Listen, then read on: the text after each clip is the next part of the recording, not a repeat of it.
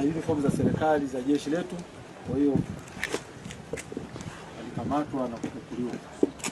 Sasa hivi yuko chini ya ulinzi wa jeshi la polisi kwa ajili ya kukamilisha uchunguzi aweze kupelekwa mahakamani. Wanaojifanya ni polisi bandia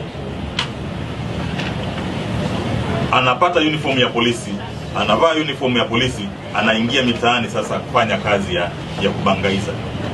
Sasa kuna polisi mmoja mbangaizaji amevaa jango green yetu, kwa maana nguo zetu za operations, ameingia barabarani, ameanza kukusanya pesa. Sasa nataka aje aeleze, manake mwisho wa siku mimi nitajua namna ya kumuonya kwa mujibu wa sheria. Ameanza hii biashara lini, nguo alizipata wapi, na naomba tufanye nini, tumsaidie namna gani. Hebu sogea hapa bana. Na ndevu na nini, sijawahi kuona polisi gani na madevu namna hii. Tueleze jina lako ni nani na ilikuwaje ukavaa nguo za polisi? Baada ya taarifa hizi kupatikana, alifuatiliwa na kufanikiwa kukamatwa, na alipokamatwa alikutwa na hizo sare za jeshi la wananchi wa Tanzania.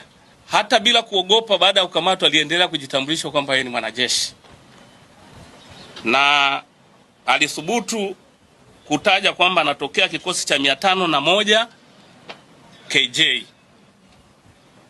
501 KJ.